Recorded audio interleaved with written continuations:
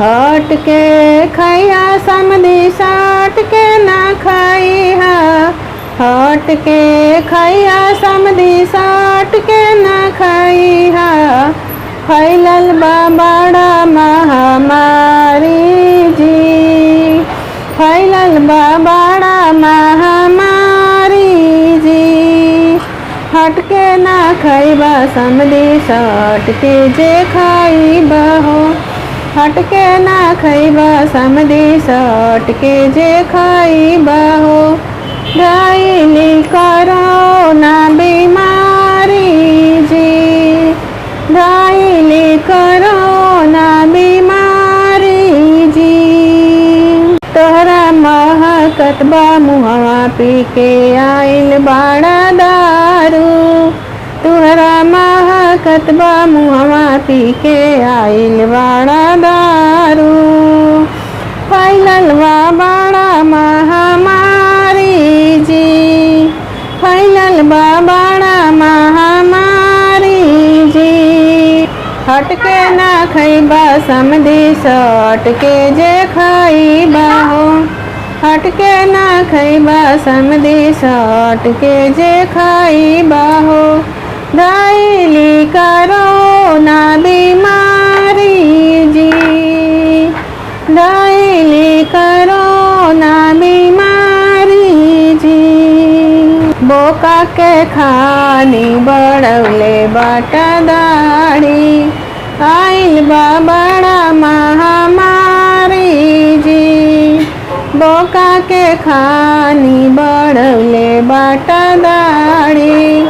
आइल बा बड़ा महामारी जी।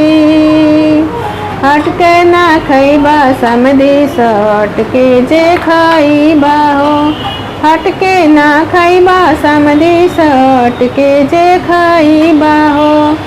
धइली कोरोना बीमारी जी। हट के ना खैबा समधी साट के जे खैबा हो। धइली कोरोना बीमारी जी। बोलेला ऐसे जैसे फेंकर ले पाड़ी। बोलेला ऐसे जैसे फेंकर ले पाड़ी। आइल बा बड़ा महामारी जी। आइल बा बड़ा महामारी जी। हट के ना खैबा समधी साट के जे खैबा। हट के ना खैबा समधी साट के जे खैबा हो। धइली कोरोना बीमारी जी। धइली कोरोना बीमारी जी। हटी के खैया समधी साट के ना खैहा हो। हटी के खैया समधी साट के ना खैहा हो। फैलल बा बड़ा महामारी जी। हटी के खैया समधी साट के ना खैहा हो। हटी के खैया समधी साट के ना खैहा हो। फैलल बा बड़ा महामारी जी। फैलल बा